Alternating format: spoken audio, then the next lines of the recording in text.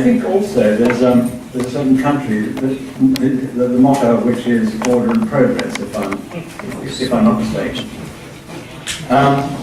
The decolonial, I want to argue,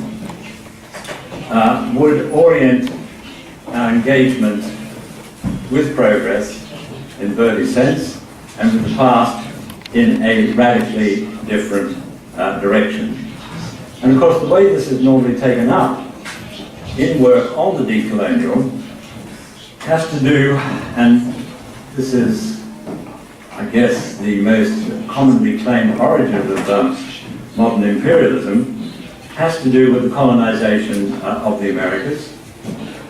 And it has to do, again according to these accounts, I'm thinking of Schmidt, I'm thinking of Vignola and so on, it has to do with not only those who were included within the range of what was to become Europe, but also who were definitely and what was definitely excluded. And this is taken as the key kind of founding event. I mean, like all origins, this one's oversold, I think, but I don't want to get too controversial this early in the talk. Like all events of origin, it's too complete, it's too perfect, but at least I think we have here, and in terms of thought of the decolonial, this conjunction of modernity and coloniality as somehow pivotal, and that's the kind of connection that I want to focus on and to stay with. The fusion of the two, coloniality and modernity, provides the foundation, if you like, of a modern imperialism, of a modern Occidental imperialism. And I just want to take now one type of example of the resistance, or a concentrated literary resistance, if you like, to that, to sort of give the tone, more or less, at least in literary terms, of everything else that I'm going to be trying to do. And this might seem a little extravagant at this stage, but I hope it will become acceptable as I go along. So this is taken from, this commentary is taken from Arguelles's novel Deep Rivers, from the first chapter, where he sets it in Cusco, once the capital of the Inca Empire, I believe. And he has this wonderful notion about tying indigeneity to the stones that we use for a double purpose, as he sees it. One purpose was the foundation, the walls, the stones built by the people were built upon by the colonists as the foundation for what was to be the colonization of what is now called Peru. And so you have this double notion of origin here. You have the founding on the stones, but you also have some kind of slightly ominous reliance, if you like, on the indigenous as also a persisting and moving foundation, not the neat origin that I've just been talking about, that the colonization of the Americans plays in decolonial thought. But the thing about these stones, as we soon learn, is that they are, to say the least, movable. They seethe, they frolic. At certain times, they generate rivers, deep rivers, which flow down the streets. And so you have this upsurge, this resurgent indigeneity, which of course it's not an uncommon theme in indigenous literature, of course. But then by the time you get into the book further, he equates this with certain indigenous rebellions. So you have this tension right at the beginning between the seemingly secure foundation of the stones, but the seething, the resurgent stones, which, while still serving as a foundation, are capable of rising up and creating rivers, deep rivers, and sweeping away the existent imperial structures, if you like. Now, with the decolonial perspective on such things, at first sight seems to be rather more, what word shall I use, tame. I don't mean that to be insulting, I'll qualify it rapidly. because it places emphasis on a plurality, and a plurality of relation to this Occidental imperialism. And as I say, I've qualified already because I want to emphasize that plurality, and that is a characteristic of the decolonial throughout. But let me just take Mignolo as giving what he sees as the key instancing, if you like, of this plurality, where he refers to what he calls the Euro-centered narrative of Occidental modernity, which he goes on to say, of course, has its right to exist, since it corresponds with the experience of Euro-American histories, but it does not have the right to be the narrative for the rest of the world, except in its imperial and colonial dimensions. Yet, if there's going to be some kind of plurality for entities to relate plurally, we just can't see one here and one there, or perhaps another one here and another one there, there also has to be some commonality between them for them to be in a plurality. Otherwise, you would just have a mere dissipation of these various entities which are claiming to relate to each other plurally. And something of this idea comes from Quijano, where he puts matters like this. First of all, he says, talking about the decolonial, or what came to be called the decolonial. First of all, epistemological decolonization as decoloniality. I'm not too sure how this came across in the original, but these are make-up words in English.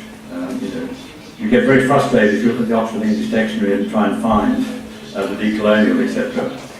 So anyway, epistemological decolonization as decoloniality is needed to clear the way for new intercultural communication. That's another motif that comes up often, is the intercultural.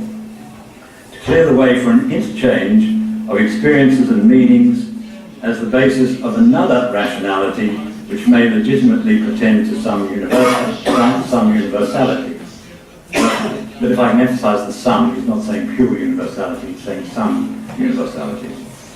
Nothing, Quijano goes on, nothing is less rational than the pretension that the specific cosmic vision of a particular ethne should be taken as universal rationality, even as such an ethne is called Western Europe, because this is actually to pretend to impose a provincialism as universalism.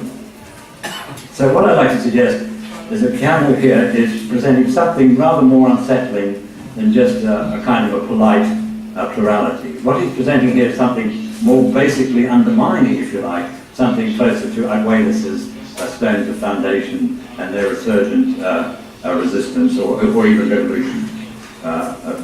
So, to provincialize Europe then, I'm adopting Chakrabarty's wonderful title of the book, Provincializing Europe, would entail not only the denial of its claims to universality, but also a denial of the exclusions, or the exclusion on which it is founded, an exclusion embedded, as Mignolo puts it, in the supposed superiority of Christians and then of the whites. And that would be constituently challenging enough, but there has to be more. Making a proprietary or an exemplary claim to the universal as an ontological completeness doesn't simply exclude completely, which I'm saying it does, but since it's a claim to the universal, it also includes completely.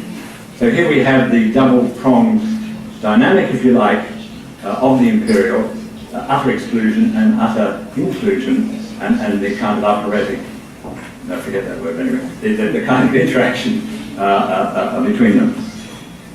So bringing matters a bit closer to home, and Miguel dealing with Las Casas has already preempted some of this, but I'm going to take his kind of dynamic to be extracted from that, where you have Las Casas as the saint in one corner, as it were, versus Las Casas as the nasty man that we found out about earlier on, and Victoria the same scenario, and providing I think, like Miguel's analysis of Las Casas, the most influential template of what became Western imperialism, all from the same state, of course.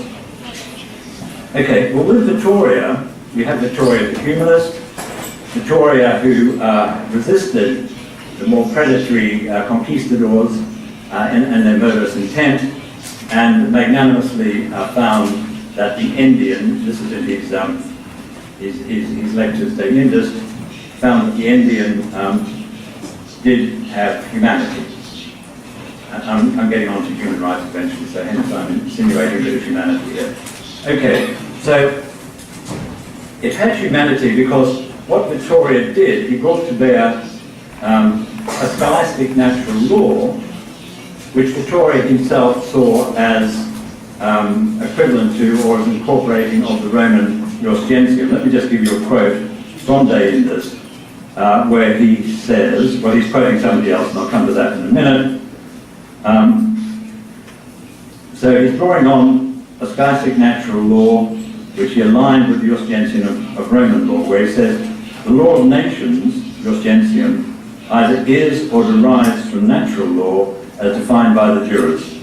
And this is the definition from somebody who taught the jurist. What natural reason has established among all nations is called the law of nations.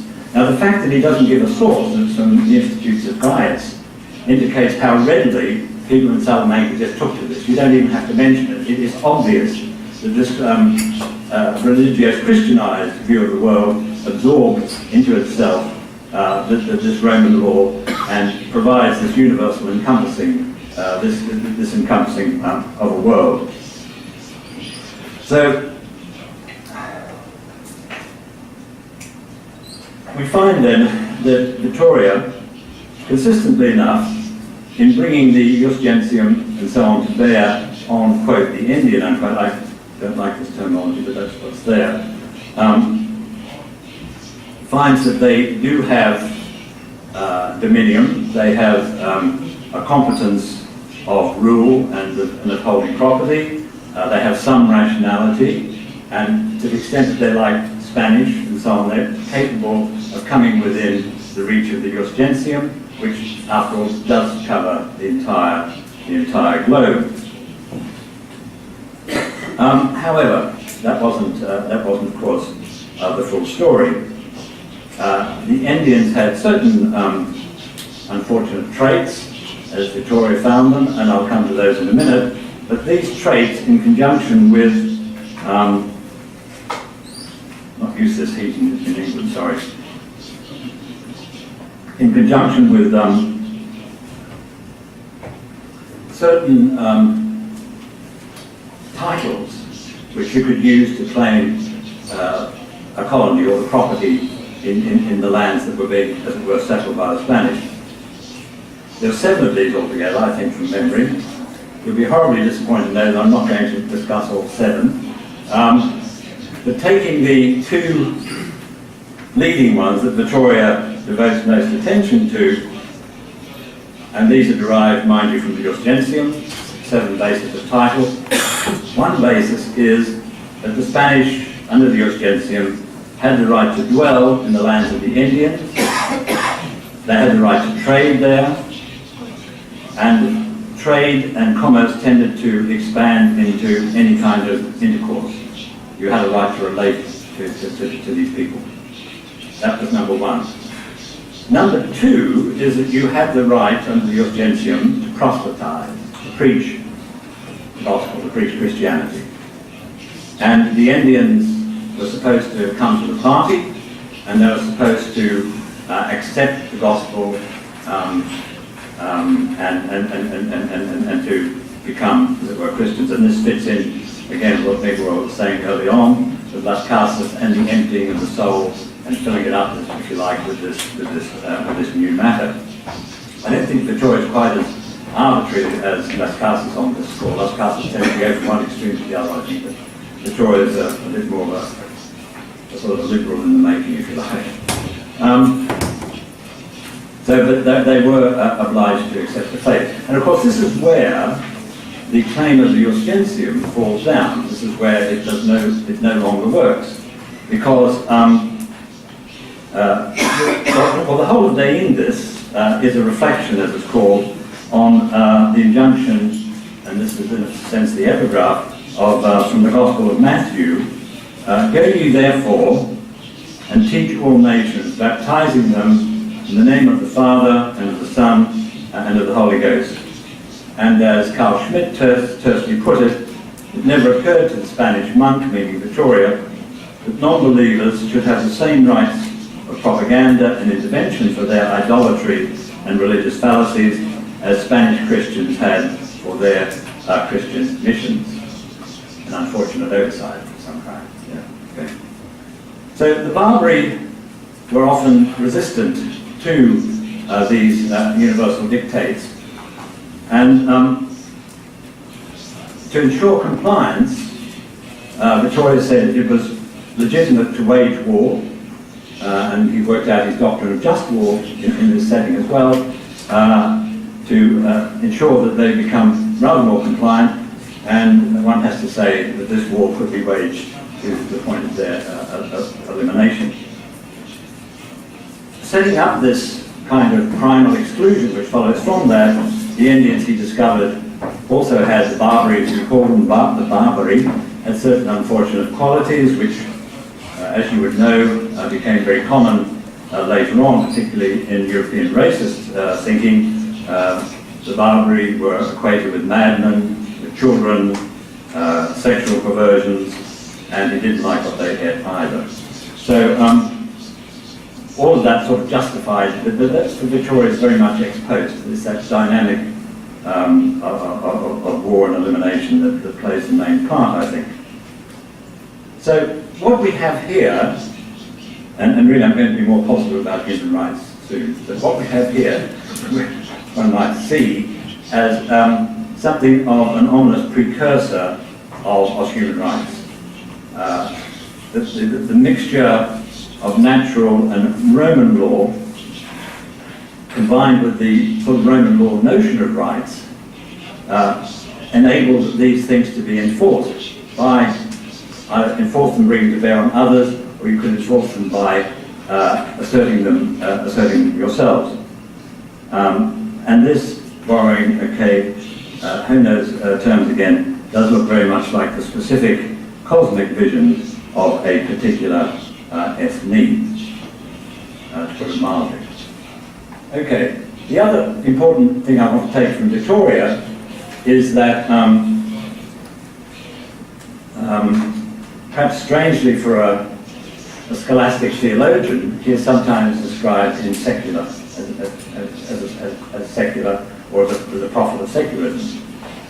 He did sort of stand up against the Pope and said certain lines, which I won't go into detail, certain ways of dividing up the world. He wasn't prepared to accept, even though the Pope laid them down. This was before the days of papal infallibility, of course, so that, it's a big thing, but not like excommunicable offence, as it were.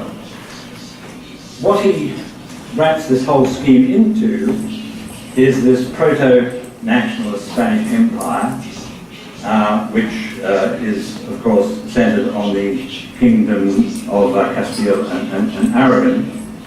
And he analyzes, drawing on Aristotle, again from Nicola, he analyzes, based on Aristotle's notion of the perfect community, he analyzes this kingdom and brings Aristotle's wonderful,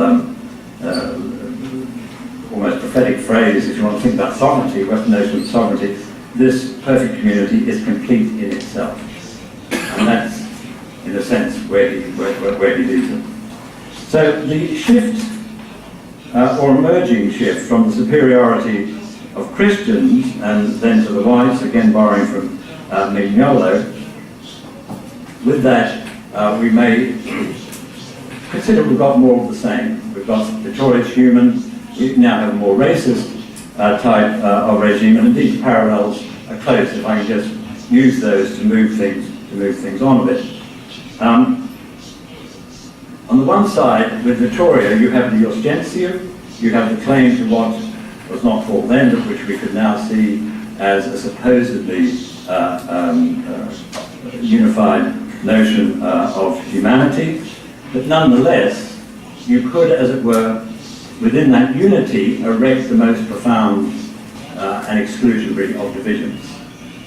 I think that conjunction, disjunction, are sort of described in sort of quasi-historical terms, but it becomes clearer when I think we move into notions of racism. Because with racism you have a similar problem, it seems, at the outset, because you have the claim in racist discourse to the unity of the species. Yet that soon becomes the basis for the most profound the division within the species. That, of course, is shown to be entirely consistent. I'm trying to be slightly ironical, because the purity of the species has to be preserved, and that involves a claim to exemplarity, and that involves the ultimate rejection of some and the definitive acceptance of others. As Foucault puts it, that is the first function of racism, to fragment, to create caesures, to create divisions within the biological continuum. Now, overwhelmingly, Foucault described racism as a state racism. And he saw the persistence of the old sovereign power in its national universality as a continuation into the modern period of racist assertion.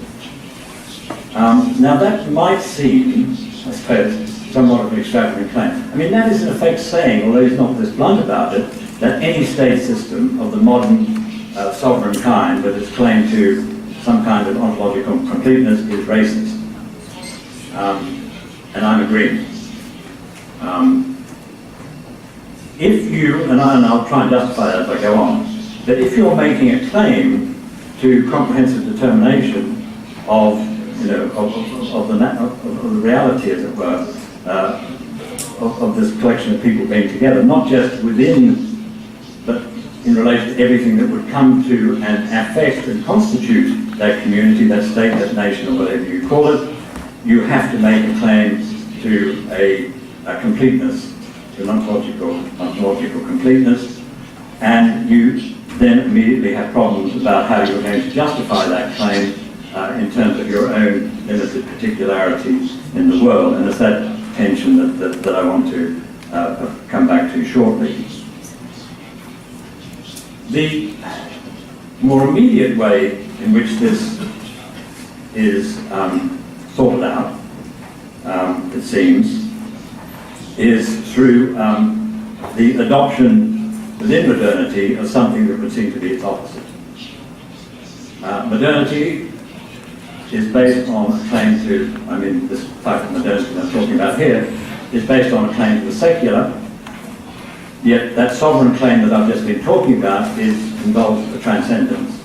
It involves a claim to a positive transcendence. Hence we have Derrida making the claim that sovereignty, and I'm quoting from Derrida now, in its unlimited and unconditional power, he finds that to be a theologic, something, he says, that remains a theological inheritance that has not really been secularized. And if I can just take a provincial instance, almost in passing, there's James Pelican's Aperçu, where he says the business of America, meaning the United States, may be business, as the former President Calvin Coolidge once said, but it is at least as accurate and important to assert that the religion of America is America. Now, a considerable problem ensues. The continuity from a monotheistic Christianity to modernity, to this one particular modernity, is incompatible with that modernity. Or at least it's incompatible with its constituent claim to be able to account for itself completely or entirely, and it's inconsistent with its claim to an immanent secularity.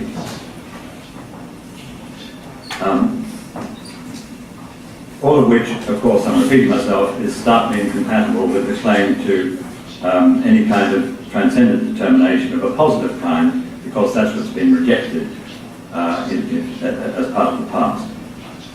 There is, however, a fateful alternative.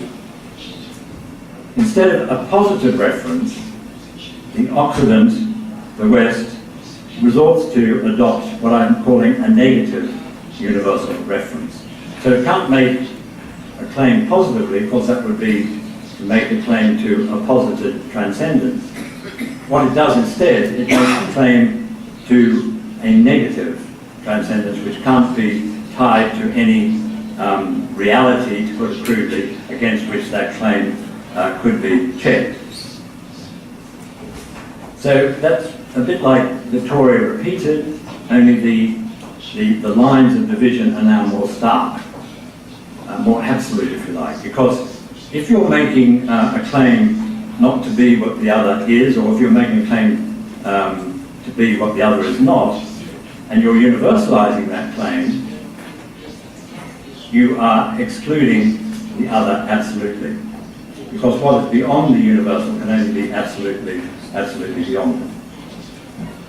But it's not only a matter of exclusion, it is also a matter, and this is shades of Victoria again, it is also a matter of a comprehensiveness of inclusion. Because to make a claim to the universal is to be able to include universally at the same time, as it were. Okay.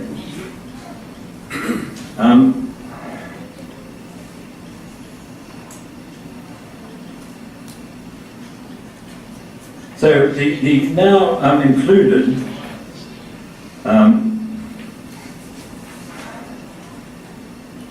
I'm just trying to I'm saying here in front of me there's a consistency to this, and I'm not quite seeing the consistency, but it'll come eventually, I'm sure. Okay, so here we could return to Foucault too briefly. Now his idea of racism, when he talked about state racism, was a rather more expansive one than is normally associated with racism, which aptly enough refers to race. But I want to broaden it by bringing in Foucault's notion that through the state, through the modern Occidental state, his notion of a comprehensive biopower and comprehensive disciplinary powers are enforced on the basis, and I'll justify this in Foucault's terms in a minute, of the negative universal reference. I would transpose that rapidly, for example, to Escobar, where in a Foucauldian vein, he refers to development and the abnormalities they proscribe, as well as the normalization they prescribe in terms of this kind of absolute exclusion scenario that I've just been talking about. And of course that can be multiplied with notions of deviance, abnormality, less than adequacy, that is at least implicit in programs of structural adjustment, poverty reduction strategies, programs of aid, so-called, and debt relief, and the way the rule of law is being sold more assiduously these days in conjunction with programs to do with security and counter-terrorism and counter-terrorism measures. These are all based on the operative assumption that it's going into, like the void of Las Casas, where this thing does not exist, or it exists in a total inadequacy, and hence it's imperative. So for Foucault then, the abnormal and such, I mean, broadening that notion of racism, perhaps just for conversation's sake, to include the abnormal, is both for Foucault interior and foreign. It's something that's taken within, but it's also excluded and apart. Or he refers to it as an inclusion through exclusion. And I'm sort of making that claim optimistically, I suppose, that duality is the one that I've been trying to drive at, also with the notion of the universal reference. Okay, so finally we come to the, at this stage, to the culmination of the advance of the negative universal reference. In its negativity, such reference can have no possible bounds. And that fits in with Foucault's notion of the illimitability of biopower, disciplinary power and modernity, and so on. but it also fits into the fact that it's not confined to the abnormal. It's not confined to the racially excluded. We are all incipiently abnormal. This is, the distant normalization programs and all the rest of it. And we all have the propensity to regress and to sin, using Victorian terminology again, if you like.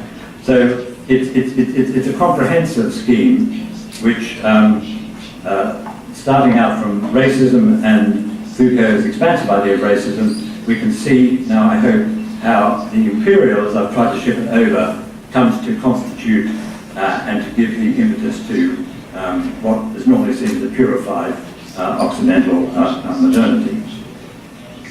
Okay. Well, belatedly, I should try and say what I'm trying to do. It's sometimes easier once you've tried to do it. The story so far,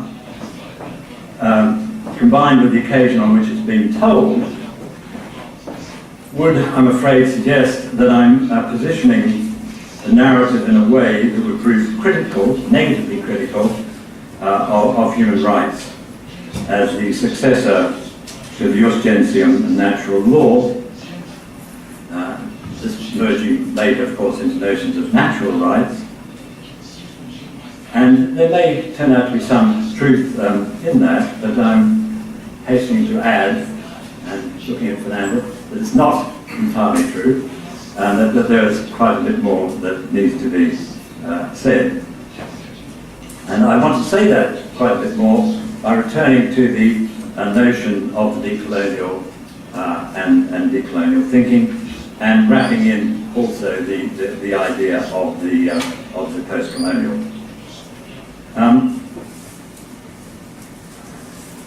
So back to the beginning. We saw that the post-colonial, espoused by Mignolo, for example, refers to what he calls a delinking. And this is a setting apart from the universalizing pretension of an Occident of what would encompass it and seek to and would seek to represent by taking that away from it and setting it apart from it in this kind of challenging plurality that gets emphasized so much in decolonial thought. Consistent with this plural relation, and as we saw, Mignolo goes on to say that the I'm repeating of course, the Euro-centered narrative of an Occidental modernity has its right to exist since it corresponds with the experience of Euro-American histories, but it does not have the right to be the narrative for the rest of the world, except in its imperial colonial dimensions. But what if these dimensions are indistinguishable from the narrative as a whole? And would not the decolonial concern to link coloniality and modernity at least suggest such an indistinction? If you can't separate out the Occidental modern in its own terms and then seek to relate it in a plurality, because the terms that it's making for its own self-constitution are incompatible with any relation of plurality. So if you actually then brought this Occidental in relation to something that is plural and is quite other to it, what would be left of the Occidental scenario that we started with? Answer: nothing. Because it's entirely incompatible. It would shatter the whole thing. So the stakes here are, of course, with decolonial thinking, are very high. And not just outside, if you like, of the West, but I'm saying, and this is my argument for the rest of the piece, but within and for the Occident itself. Now, the next part of the paper is a bit rude. It contains the criticisms of some decolonial thinking. I think it might be nice just to pass that by for now, but can I just emphasize one criticism? Mignolo carries on at some length, so it's getting confusing. Mignolo carries on at some length about post-colonialism and how the decolonial is wonderful because post-colonialism is, I don't know, comes from the academy. It also has all these Europeans saying stuff about it, French, quite a lot of them. So I'm sort of accepting those criticisms happily, but sort of neutralising them, I think, because what I want to do now is to turn that whole picture that I've been trying to present and bring it to bear by way of Verdi's revolutionary past on the Occident itself. In other words, by introducing, not introducing, but by saying to the decolonial, well look, these other guys, the post-colonials, is really quite helpful if you want to stick together for a while. I want to bring that combination to bear on what we could call, with a ridiculous ambition, I appreciate, but this is the nature of these occasions I have, with a ridiculous ambition, the decolonizing of the West, the decolonizing of the West itself. Okay.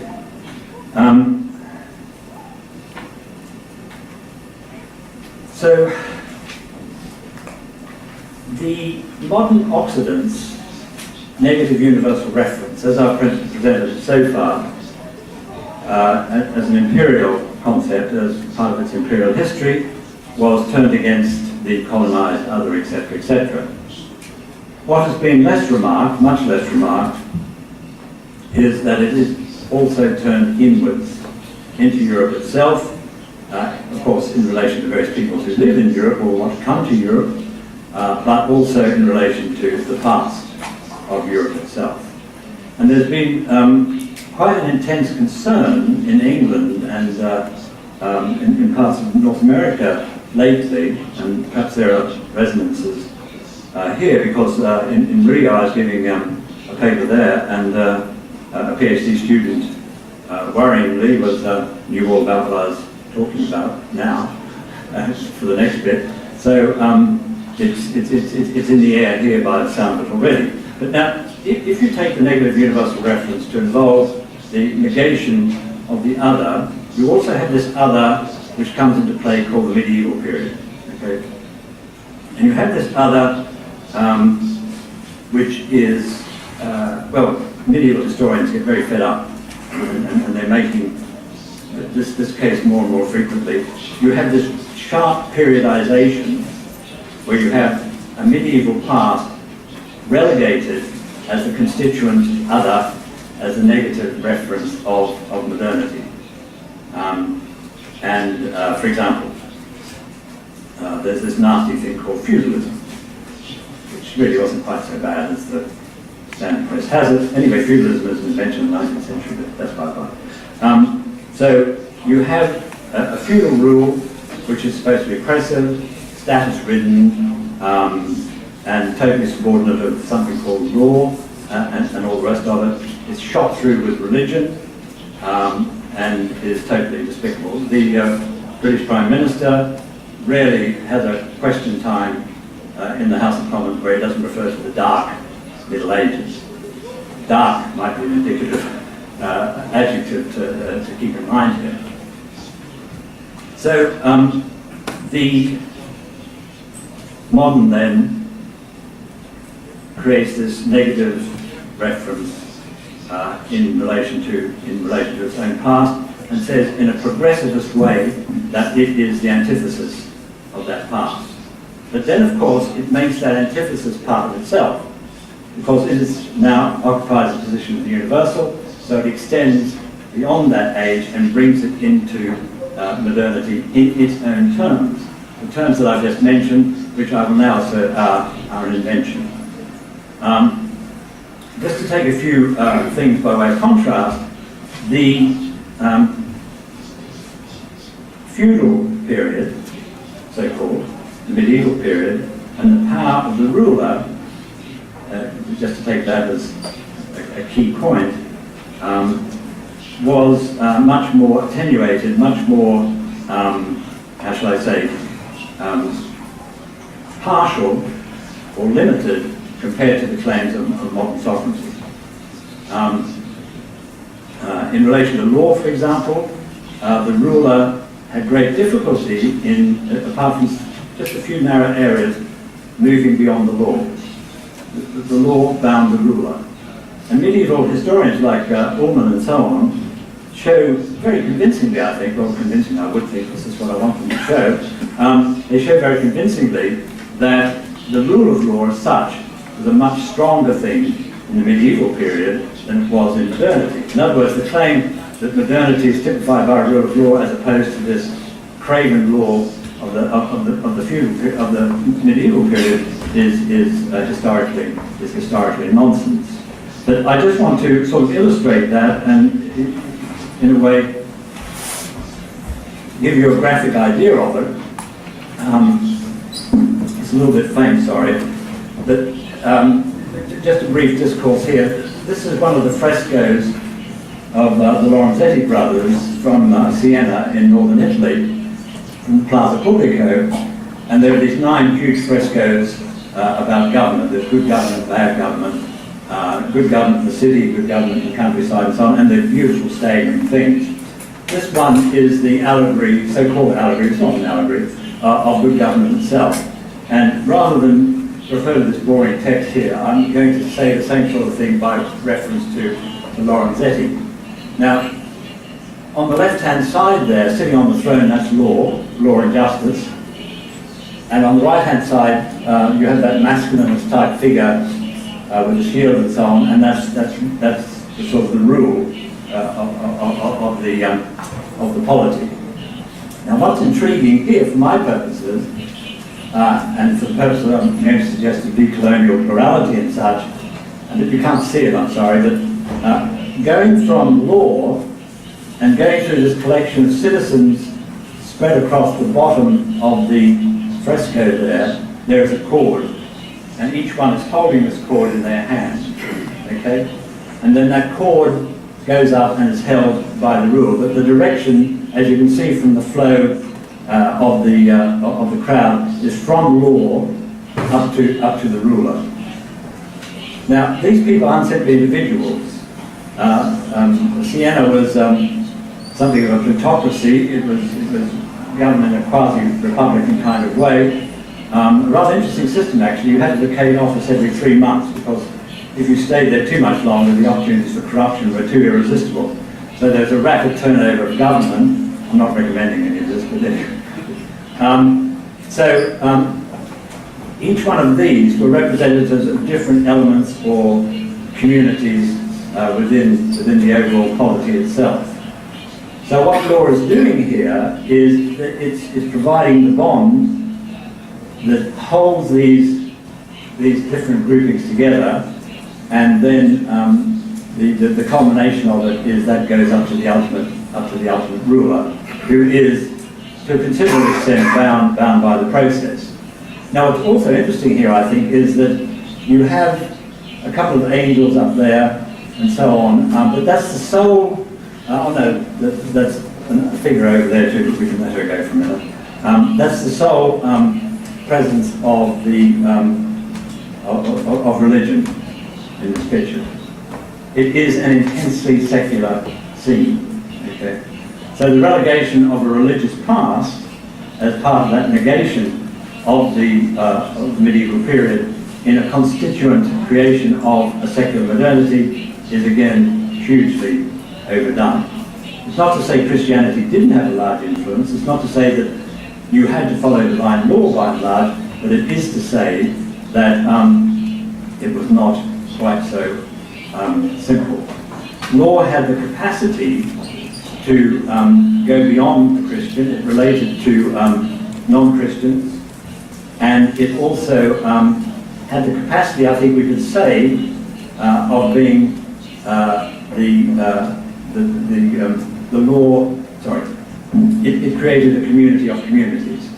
In other words, the relationship between those different communities there was referred to law.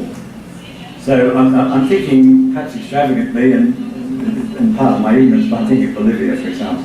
It would be intriguing for me to know, and I'd like to talk to people about this sometime, how Bolivia manages to be, something of a community of communities, what its constitutional arrangements might be these days, because it has kind of resonances, I think, with this scene here. So, dragging ourselves back, kicking and screaming into the modern situation,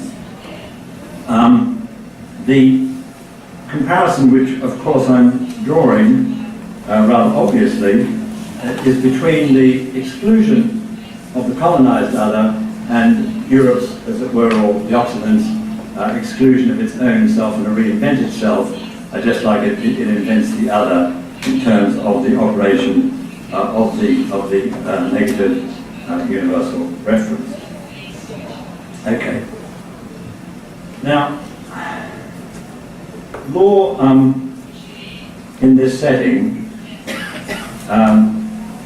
just to be a bit more specific about that, given the occasion, law in this setting is often described by modern legal scholars as either being a jumble, or, totally, as I mentioned, totally subordinate to the ruler, or as hardly being legal at all.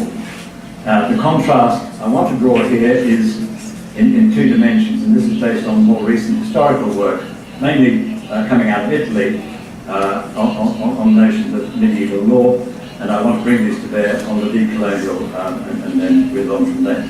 Okay. As I said, it's not accurate in the sense that rulers were, to a significant extent, bound and delimited by law. But it's not accurate in the sense that it's not a jumble.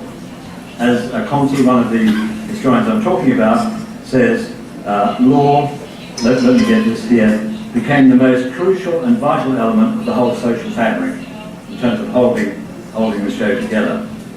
And as Ormond says, this was seen as a rule of law of a far wider scope and framework than its modern successor. Grossi, another historian, goes on to describe vividly the way in which this law operates. He says on one side, it is entirely abstract. It is capable of emptying itself and being, as it were, being nothing. On the other side, as it were, this law is capable of an engaged relation to experience, and is capable of bringing experience into determination.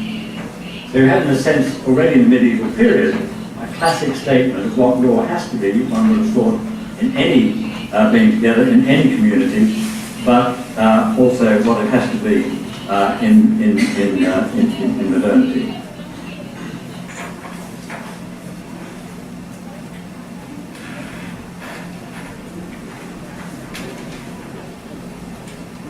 Okay.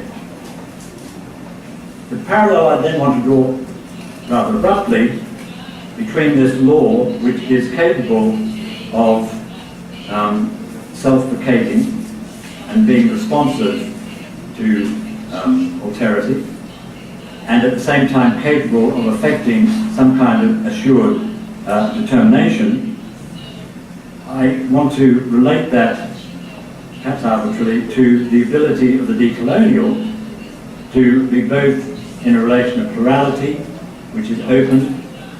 This might be sounding a bit ideal, but I'll try and substantiate in a minute. Which is open, yet is capable of, as it were, respecting the identity, the determinate identity of the elements in relation. It's a bit like the community of communities here. It's also the case, I think, that another way of looking at it, and Mignolo borrows this from Schmidt, the idea of the pluriverse. But I think it's William James thought the term up first. So you have this law, which I'm not saying it's, laws are wildly radical, amazing things. What I'm saying is that it is capable, when seen in decolonial terms, of a resistant ability. It's capable of being other than any kind of enduringly determinate, for want of a better term, reality. Okay, well, bringing this to bear at last on human rights, can the same be said of human rights? The press I've given so far does not seem to be terribly promising, because I've started off by, obliquely situating it in an imperial situation with the Chora and so on. Its operative universality involves some kind of grip on a world entire, which in Quijano's terms was nonetheless a particular ethne, and it was, if one can use the term, a perfect which was set of Spanish law actually, a perfect instrument of empire.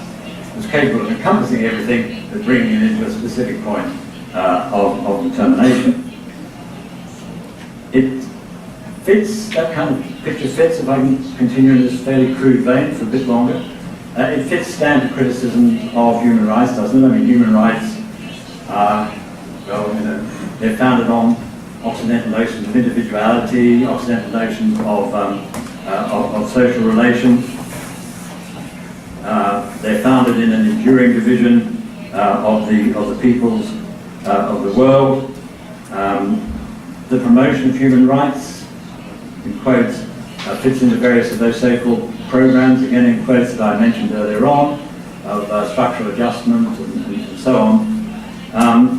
And of course we had, as Roberto touched on, the small problem of the international criminal law, and that row of prosecutions before the ICC at the top, everyone against, or proposed prosecutions, everyone against an African leader. And 2 weeks ago, Kenya was threatening to pull out of the International Court, and also the Organisation of African Unity said, we've had enough of this lot, we don't want any more to do with it. And of course, the parallel, I think, is accurate, because a lot of international criminal law, a huge amount of international criminal law, involves the so-called enforcement of human rights.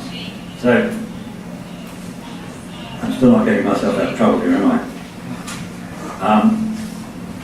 But wrapping up that scenario, if you like, this Pagden's analysis, where he does trace this genealogy of human rights to Roman law, and pointedly then takes that Roman law through to natural rights and up to human rights and so on. That all might be too neat, but I'm just saying there are others who have kind of gone on that trajectory, so I'm not being highly original. Okay, of course the resort to the natural or to the human of humanity is a vexed issue. It is impossible, Fukuyama tells us, to talk about human rights without having some conception of what human beings actually are like as a species. Without some constitution, he goes on to say, of human nature, the species' typical characteristics shared by all human beings qua human beings. And then he would add, there is an intimate connection between human nature and human notions of rights, justice and morality, before cautioning that, and I'm quoting again, the connection between human rights and human nature is not clear-cut, however. And that's what they all say. I mean, Jack Donnelly, for example, I've got a quote from him here, it's not as long as that, mercifully. Donnelly tells us that human rights are literally the rights one has simply, I love the word, sancta simplicitas, simply. Okay, human rights are literally the rights one has simply because one is a human being. But Jack Donnelly goes on to concede uncertainty as well. Well, this notion of uncertainty is, of course, entirely, thank you very much, yes, I'm collecting them. It is entirely understandable. How can, if we take the human as being the bounded,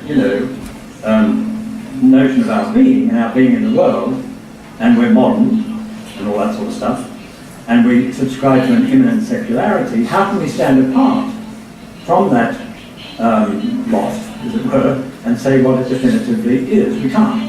We're sort of embroiled beings. So the search for it can only be interminable. And the creature that most often gets called human in operative, not most often, but often gets called human in these terms, is constituted negatively. It's the inhuman, the subhuman, the deficiencies in culture, language, gender actually has been significant, historically speaking, as Joanna Bork has shown in her book on the human as well. So we have this again, this negative constitution. So all of which doesn't, I'm still not getting out of this, am I? All of this doesn't bode very well for a positive conclusion to a wonderful symposium on human rights. Okay, let me try and save myself now.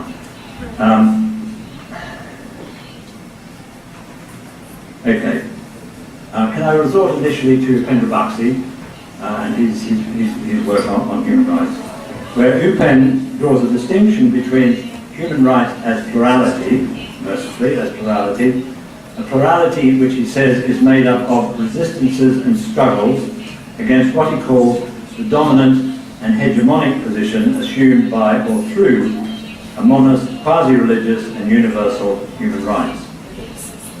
To take just one example of that, you have the women's courts in and around Delhi, the Mahila Panchayats. These were courts, sort of like local courts established by women. They had no connection with the formal legal system whatsoever, but they bring together local kind of laws and understanding. And the main people brought before the courts are men, of course, and they're brought before the courts for usually two reasons: domestic violence and failure to pay maintenance. And as I said, they did bring local mores to bear, kind of like a local customary law, but remarkably, they also bring to bear jurisprudence concerned with women's rights. Specifically, the Convention on the, I've got to look at this because it's so long, but anyway, this is the way it reads. Convention on the Elimination of All Forms of Discrimination Against Women, and that convention, of course, is characteristically being described as a women's Bill of Rights. Now, the obvious response to this is if we're talking about this plurality of resistances and saying this is what is human rights, haven't we ended up in a situation of just complete dissipation again? You know, we've got struggle here, struggle there. What is the connection? And what's the connection to post-colonialism and decoloniality? Well, the connection is what I've been trying to show is a beyond, if you like, the plurality, but not entirely beyond. As I argued earlier on, it is impossible to have a pure plurality.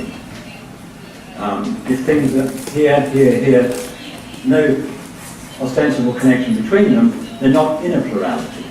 They're just entirely non-existent to each other. To be in a plurality, there has to be a commonality. If we're talking about something like human rights, now being human, and the fullness of being that's involved in the implication of that term, that commonality can't be some kind of fixed entity, some kind of set entity, because it would mean that everyone would be the same in their relation to each other as human. But it can't simply be, I'm repeating myself somewhat, but in a different context, it can't simply be separate and a dissipation, because that is no commonality at all.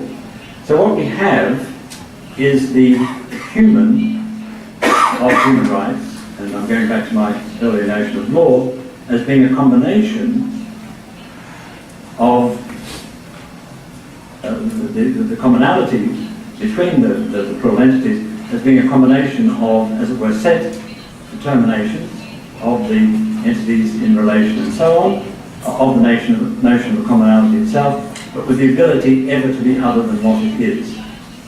And that's a condition of any being together in and as human, I would suggest, and as society. Now, transposing that scene more specifically onto the way human rights are normally understood, or rights are normally understood, rights are normative claims on the futurity of our being together in and as communities. And as such, a right itself has always to be able to transcend any delimitation that it has for the time being, because we look to rights as a kind of guidepost, as an orientation to what is beyond any current situation. And that beyond has to have the capacity of infinite malleability, infinite, if you like, adjustment to the unknown that is, as it were, yet to come. And that, I would suggest, is the impelling element of a rights being general and universal. The humanity of rights, I would argue, thoroughly embeds this responsiveness of rights. As I suggested, coming from within in the secular human, the positive commonality of the human, we are able to, seen this way, we are able to occupy some comprehension beyond it, to encompass it, but not, as it were, to contain it. We encompass it operatively and for the time being. And I'm suggesting that this is in the spirit of the decolonial. This perspective would open us onto a human rights ever beyond ultimate affirmation and ever resistant human rights. So a fittingly inconclusive conclusion that minimally we could say, I think, along with Fernandez Amesto and his deconstruction of the human, that at least with human rights we're left with what he calls beautifully a precious self-dissatisfaction. And whilst nursing that dissatisfaction, we may, along with Derrida, in the company of Nelson Mandela, find, as Derrida puts it, a law that has not yet presented itself in the West, at the Western border, except briefly before immediately disappearing. Obrigado.